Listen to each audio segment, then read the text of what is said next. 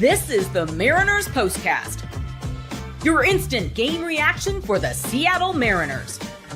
Part of the Locked On Podcast Network, your team every day.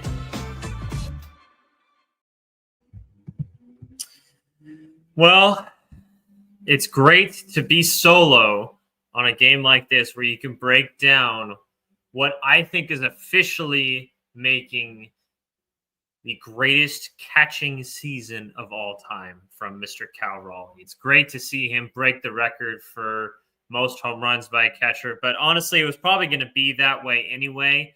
But I think today he officially passed it with the home run total, beating Salvador Perez, getting to number 49 with still over a month left in the season. Cal Raleigh is the story of today's game.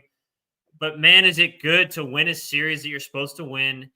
It's good to not have to have a nail biter where you're going down to your high leverage guys to come through in big moments. You get a good starting pitching performance. You get good offense up and down the lineup. But the big thing about the offense today is it's the top of the order, man. You get obviously 3 hits from Cal Raleigh. He just had an awesome game today. Good to break out of his slump a little bit. I don't want to say slump because it's so hard to call it a slump when it's been like 3 or 4 games. But when you have those expectations for that type of player, you can call it a slump. But you get 2 hits from Randy Rosarena, scores 3 runs. That's what you want from the top of your lineup, just setting the table.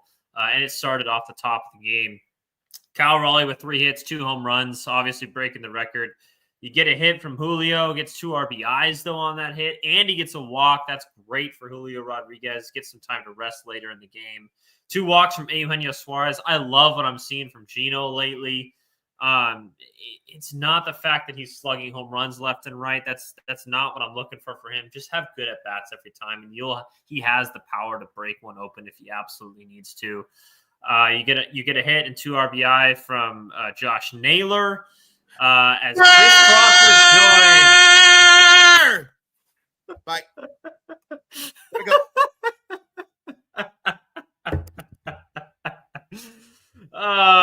He joins and then leaves right away. That's kind of that's a very Chris Crawford move, just to pop in, say something real quick, and then go. He has lots of stuff to do today with NFL cut downs going on right now, working for NBC. So we're giving him the day off today. I get to break down this awesome Mariners game. 11-4, the Seattle Mariners win this one. We're going to talk about Cal, how special he is. We're going to talk about Logan and his start. I want to ask you guys who you guys think the ace of the staff is right now, because it's been a discussion all year, for better or for worse. At some points, it's like, okay, you have so many good pitchers that you're like, okay, who do I want starting at game 1? And then at times, rip headphone users, says Claire. That's so true. I'm wearing my headphones right now. I was scared by that. I was looking at a different screen.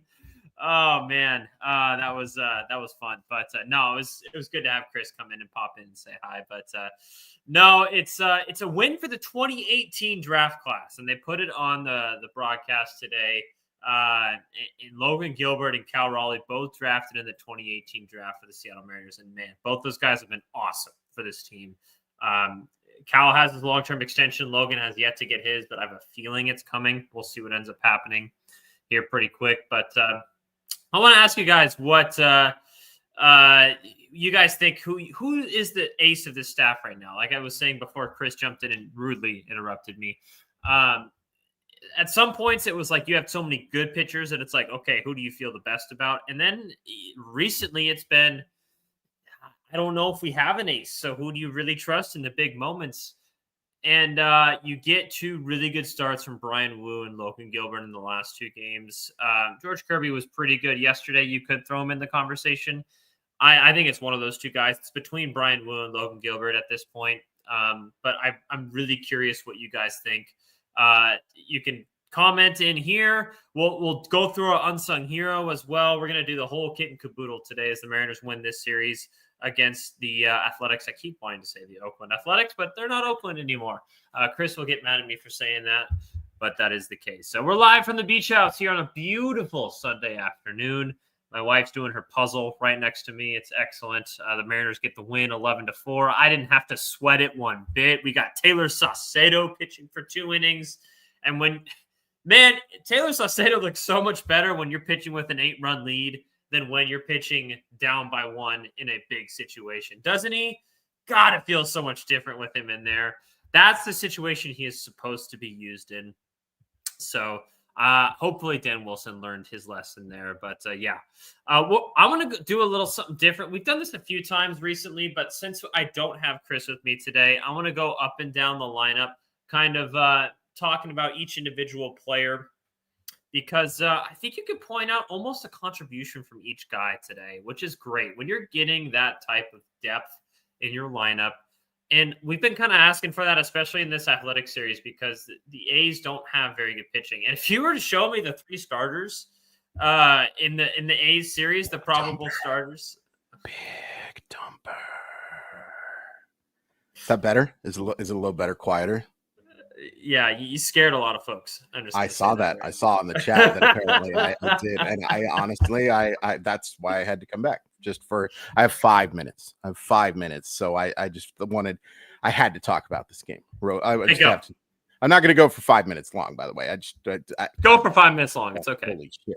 Holy crap. I don't think I can do it. I just don't think I can do it. I did say the word. I'm sorry. This was my favorite Mariner game in a long time. And some of that has to do with just how crappy they had looked in the past week plus, right? Something along those lines. Yep. Logan Gilbert was phenomenal. Absolutely phenomenal. And I'm starting to wonder if now Luis Castillo's had issues on the road. Maybe Logan Gilbert is the guy we got to talk about here, about being so much better at home than he is away from Safeco, T-Mobile, Boost Mobile. Like he looked so good. The slider and the splitter in particular today were so good. Carlos Vargas was really bad. Really bad. That's hey, you know what? When you score 11 runs, it doesn't matter. It doesn't matter. And that's, you know what? I joked about it on Facebook social media. I joked about it on thank you for reminding us how crappy the first day Eugenio Suarez trade was. That's just all that was. Like, that was just a way of saying, hey, remember, this is what we got in the first place for this. Gino gets another 2 walks today. I was saying he's looking so much more comfortable. He's looking so much more comfortable at the plate. Yeah. I just love this. And Cal Raleigh, man, story of the day, easily. It's incredible. It's incredible. And the thing is, we still got 30 games to go, folks. Like, the next thing is can he break Griffey's record? Can he get the 8 that he needs over the next, 31 games, something along those lines, 30, somewhere around that. That's hard. That's hard, right? To get it puts him at about the same homer pace he's on right now, though.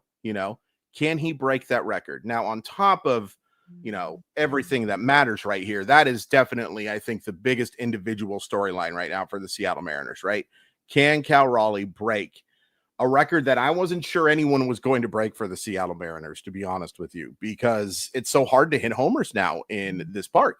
I know offensively they tell you that the stuff, it's still not like an easy place to hit homers. No. It's more of a neutral park, right? You need some for homers specifically. For Homer specifically, you need some big boy strength to be able to do it.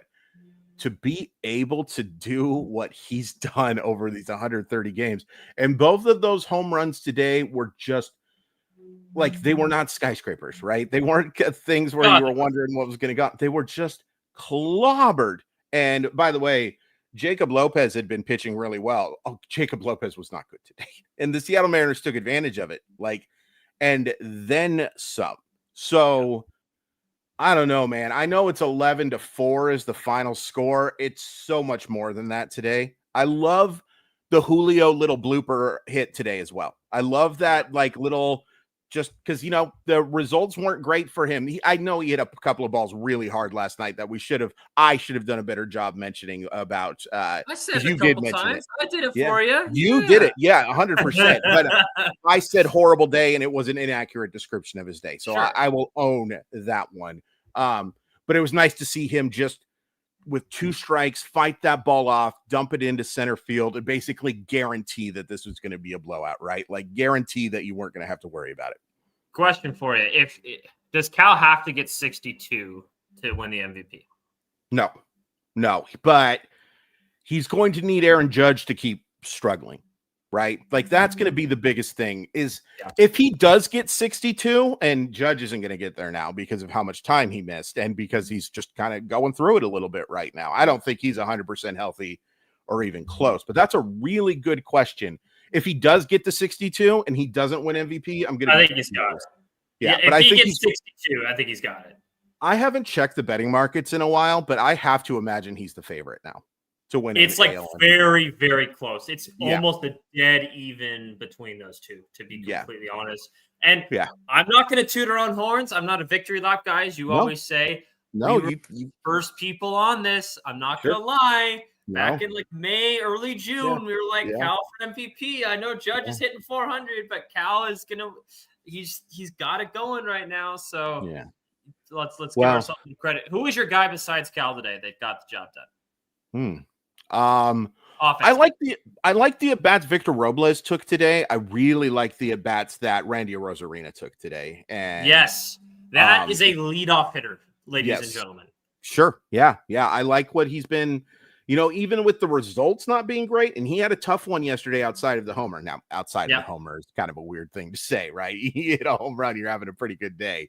But there were some rough at-bats, including that one to end the game, right? That wasn't Randy Rosarina at his best. But for the most part, I think he has looked the part in that leadoff spot. Polanco, I thought, swung the bat pretty well today. Yeah. It was just a really good offensive day against – I like the patience that we saw, too. Suarez drawing those couple of walks, right? Like, that's important because you need to give pitchers reasons to throw Eugenio strikes, right? Like, at times, he's not like he's not somebody who's just completely a Unieski Betancourt where he just won't walk at all, right? But he is someone at times where he can get a little swing happy and doesn't always draw those free passes. When he draws his free passes, he is so much better of a hitter.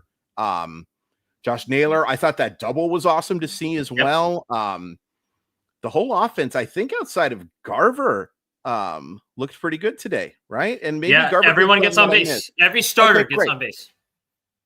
Oh, and he's gone. I just hit the wrong button. I'm sorry about that. I got excited. I got really excited. I just wanted to jump scare one more time. No, that's fair.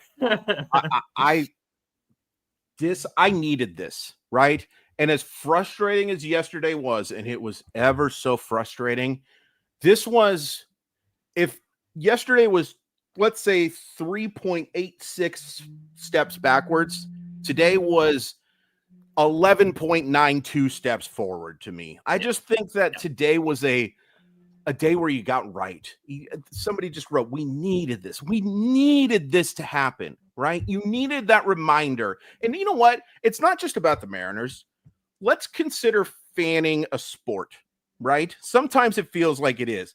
We as fans sometimes need that reminder of how good this team can be, right? We need that reminder of like what this team, when they're at their very best, can do to kind of calm us a little bit, right? Today was a weirdly calming game. Like okay, we're all right. Everything's okay. Yes. You have to lose games. You have to have stretches like they just had. Every team goes through them unless you are the 2001 Seattle Mariners or unless you are the 2025 or 2024 White Sox or Rockies. Those are just what they are, right? Like those aren't streaks. They're just what those teams are. By the way, Rockies eliminated from playoff contention. Go ahead and tear up those tickets, Anders. I know you put a lot of money on the Rockies to the postseason. This was a wonderful. People mention get right games all the time, and a lot of times I think it's bull crap. I don't think this one's bull crap. This one felt different to me, and maybe I just wanted it. Maybe I just really wanted it. Yeah. Context matters too, because as Jolly points out here, now you have not gained or lost any ground in the Astros race because they lost today in the last 3 days. So Trevor you get Rogers. back to 2 games. Yeah, Trevor Rogers is a beast. Fantasy team. Let's go. Come on. But no, he's like, now it's like, okay, we're back. let's go. We're still within striking distance here. We're not falling back any farther than the 3 games that we were yesterday. I'm feeling pretty good about this division race. I still believe the Mariners are a better team than the Houston Astros. Yeah. They just got to prove it for the last month of the season. Just real quick, and then I got to go. To answer that question, because I don't think we could ever overstate the improvement that Cal Raleigh has made from the right side. It's now 30-19. That's a pretty – it's not an even split, obviously, but that's very close to a 60-40 split. And when you have a 60-40 split from a switch hitter, by the way, he breaks Mickey Mantle's record for most homers twice in a game for a switch hitter, which is really freaking impressive if you're breaking a Mickey Mantle record. Just the improvement from the right side. Like, I honestly feel more confident watching Raleigh hit from the right side right now. Like, I just if you look at his splits, he has a better OPS from the right side. He does have a better, and I just think he's seeing the better baseball better from that side right now. Like, and I will say that strikeout after he hits the 2 home runs, I've never seen a hitter swinging harder in my entire life, right? Like, I saw it's okay. It's okay. That's totally fine. Yes, yes, it would have been frustrating if this was like a close game, you know what I mean? And like, like, hey man, you can't let this get to you right now. But holy crap on a cracker, did anyone deserve a swing for the fence type of at bat more than Cal Raleigh in that at bat? But it does just appear like he's picking up the baseball better. I actually was really encouraged that I saw him smash that single in the 9th inning as well from the left side. Like, it was a nice, all right, he's staying within himself. It's going to be fine. Cal Raleigh is going to be an awesome offensive player. I'm sorry I took up so much of your time. No, last question before you leave. Please, last question. Go. Has he already secured the best catcher season of all time? Offensively, yes. I think so. And then when you add in the defense and stuff, we're going to talk on Mollywop Monday about framing and why it matters for Cal Raleigh, because there's a lot of talk from some people I respect who are saying some not so nice things about framing, but it's a misunderstanding of what framing actually is. And I'll spoil it here for you just for a second. It's not just about the fact that you are stealing strikes. It's the fact that you are keeping strikes being called strikes. That is the biggest part of framing, is making sure that those strikes don't get called balls. It's not about getting balls called strikes. That's great. If you can get that done, that's superb. It's about making sure that where that pitch is placed where it is supposed to be. And that is why Cal Raleigh is such a special baseball player, because you can do that stuff offensively. And on top of that, he might be the greatest framer in the history of the sport. Whoa. Yeah. Whoa. Yeah. I don't care what the metrics say either. Like, you watch Cal Raleigh do what he does, and he does as good of job, if not better, of keeping a pitch where it was supposed to be. It's incredible. He's awesome. Spinning Wheels, I love you. I dropped an S-bomb for you earlier. Sorry about that again, guys. It's just not the same. It's not the same. No. I love you. I'll talk to you guys soon. Bye. Sounds good. Thanks, Chris Crawford, for hopping in. Really appreciate it. We're going to get some love to our sponsors real quick, do a really quick Unsung Hero, and we'll get out of here so you guys can enjoy the rest of your Sunday afternoon here on the Mariners Postcast.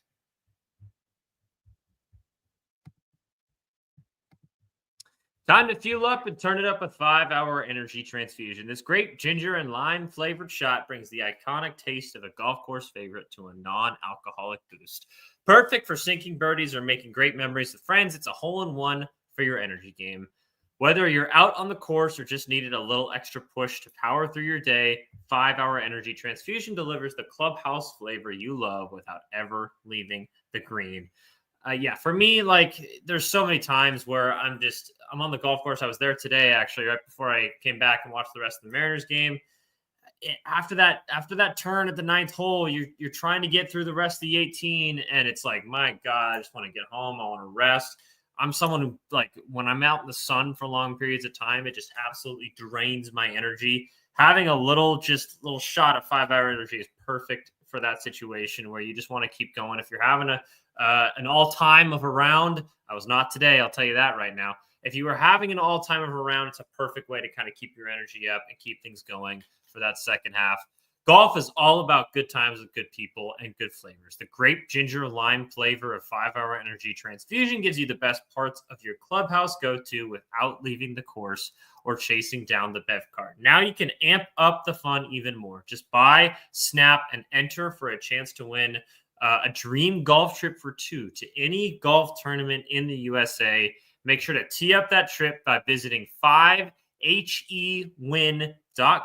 for full rules and entry. No purchase necessary and excludes the Masters tournament. Ends October 31st, 2025. August 26th, 2 days away, is officially FanDuel Futures Day, a brand new holiday for football fans who live for bold predictions and preseason hunches. And for just 24 hours, FanDuel is giving you deals on NFL season predictions. So whether you're calling out your MVP, eyeing a long shot division winner, or ready to crown your Super Bowl champ before week 1 even kicks off, this is your moment. For me, I've said it multiple times, my MVP is Joe Burrow this season. He's been so good for a couple years now, even making that Super Bowl appearance in 2022. I think he's ready to take the next step with his boys. Still has yet to win an NFL MVP, and I think he's about to take that next step in terms of his offensive play coming into his, I think, 4th full year in the NFL. He's just so primed for a complete breakout here. So I'm going Joe Burrow for the MVP. Visit the FanDuel app today and start planning your futures bets now, because Futures Day is one day and one day only. FanDuel, play your game. All right, welcome back to the Mariners Squad Show. Mariners Postcast. I'm getting confused with my Seahawks show there. Mariners Postcast here. Anderson, Hirst, Chris Crawford stopped by for a quick second just to say hi, and of course had to talk about this game. He can't get away from us, guys. Chat, say hi to Chris if he's still in here. Really, really good to have him stop by and give us his analysis and a very important and cathartic Mariners win. If you were to go into this A's series, yes, you would have liked the sweep, but if you were to tell me we get 2 out of 3, I'm taking that every single day of the week. I'm taking that against any team now moving forward. I don't care if it's the Rockies or if it's the Dodgers. Give me 2 out of 3. Quick unsung hero. I'm going to go with Taylor Saucedo. I think it's a good one. Relievers are kind of a cheap trick for unsung hero, because it's like that's kind of the choice that everyone makes. Chris makes it all the time. But I think him bouncing back was key. I know he gives up the home run, but 2 innings pitched, gives up the 1 run. Looks pretty good in the process. Spinning Wheels wants me to show my nipple on stream. That's not happening. I'm sorry. I know everyone's excited, but we're not to that point yet. Maybe if the Mariners win the World Series, we'll get to that point. But no, thank you. But yeah, Saucedo bouncing back is key for him, because I still think he can play a role in this bullpen. I think it's really important that you have now 3 lefties in the bullpen, because you got Gabe Spire, obviously. You got Caleb Ferguson, who has been a little up and down since coming over to the Mariners. If you were to get that third lefty who you truly believe can get lefties out at a high clip, which I believe Saucedo can be that. He's not that right now, but he needs to gain some confidence and get a couple innings under his belt. I know he's had a long injury stretch, and he obviously had the blow up last time out against the Phillies. It is what it is. Like, I still believe he can be an important piece to this bullpen. If anything else at the back end, that's fine. You need those lefties to come in and make a difference. But no, it's I think that was a big kind of bounce back performance from him in a low leverage spot. I'm still going to admit that, like, yeah, it's not the same as coming in when you're up by 1 and striking out the side or anything like that. But him getting some innings under his belt is going to be very, very important. Yeah, I mean, Chris said it with Cal. It's just so special what we're watching. Enjoy this as a Mariners fan, because I don't know if I'm going to see anything like this again in my lifetime. I was too young to see Griffey in his absolute prime. He left before I was really, aware enough as a baseball fan. I saw Ichiro's prime. Wasn't as special to me. He's still a fantastic player, an absolute legend, an icon of the game. But what Cal is doing right now may be the best. If he gets to 60, especially if the Mariners win the division. I think you could say it's the best season any Mariner has ever had offensively. And then especially when you add in what he's doing with the pitching staff as a catcher, and Chris mentioned earlier, the best framer in baseball history. I think you can definitely throw him up there as the best position player performance in any Mariner season. So I really hope he gets the MVP. I think he deserves it at this point, and he's starting to get national recognition for it. Performances like this today are just going to solidify it even more. Just keep doing what he's doing, and I know he has the right mentality too. He's not going to get caught up in the hoopla. He's just going to keep his head down, try and do what it takes to win baseball games day in and day out.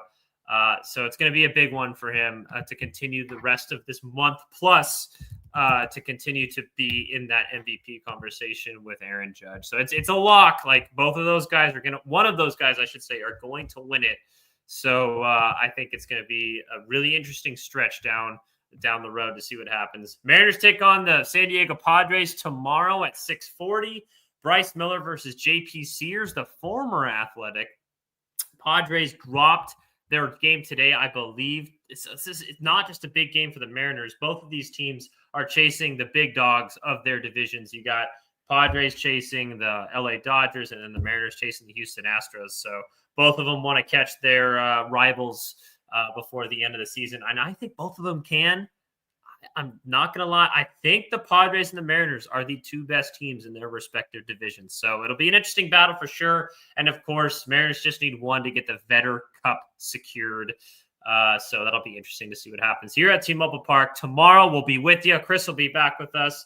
Really appreciate everyone hanging out with us today. Welcome. And we'll talk to you guys tomorrow for the Locked On Mariners postcast. If you missed any part of today's episode, please catch them anywhere you get your podcast, or you can check it out on YouTube, of course, as well. Please like the video if you haven't already. It really helps us out a ton. We'll talk to you guys tomorrow. Have a good one. Go Mariners. San Diego Padres tomorrow, 6:40. We'll talk to you after.